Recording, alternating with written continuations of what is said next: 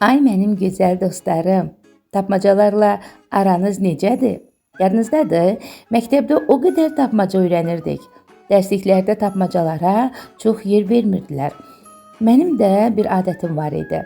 Rəhmətli atam mənə nəsə almağa pul verirdi ki, nəsə məktəbdə alım, yeyim, amma mən o pulları yığıb ancaq kitab alırdım. Nəysə, bir gün getdim, Tapmacalar adlı kitab aldım.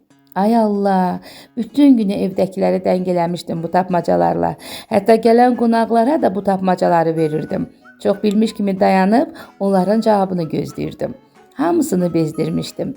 Bir gün dərsdən qaydanda həmin kitabın yerində olmadığını görüb təəccübləndim. Çox axtardım. Sən demə, bizə gələn qonağın uşağına veriblər, başı qarışsın. Çünki rəngli və şəkilli idi. O da kitabı ağlar günə qoyub. O gün bugün tapmaca adı gələndə o hadisəni xatırlayıram. Asta-asta böyüdük, həyatımız tapmacalarla zəngin oldu. Hər rəngdə, hər mövzuda. Bəzilərinə cavab tapdıq, digərlərini isə hələ də axtarırıq. Həyatın nə qədər tapmacalarla bol olduğunun şahidiyik. Şəxsi həyatda, iş həyatında o qədər tapmacalarla qarşılaşırıq və tapmağa çalışırıq. Bəzən nəticə əldə edəndə uşaq kimi sevinirik, tapmayanda kövrəlib məyus oluruq. Hətta tapmaca tapmayanda insana qəribə gəlir. Nə qədər çözürsən, bir nəticə əldə edə bilmirsən. Sizə bu həyatda tapmacalar qarşısında aciz qalmamağı arzulayıram. Hər bulmacaya cavab tapıb uğurla addımlamağı diləyirəm.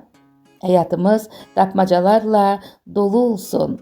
Çünki onda yaşamaq maraqlı olur. Amma cavab qarşısında aciz qalmayaq. Hər açılan sabahlarımız mənalı olsun. Həyat üzümüzə gülsün. Bir tapmaca da indi mən verim sizə.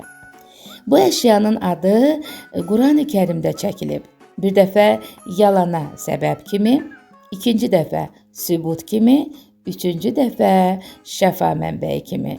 Söhbət hansı əşyadan gedir? Buyurun, cavabı tapmağa çalışın.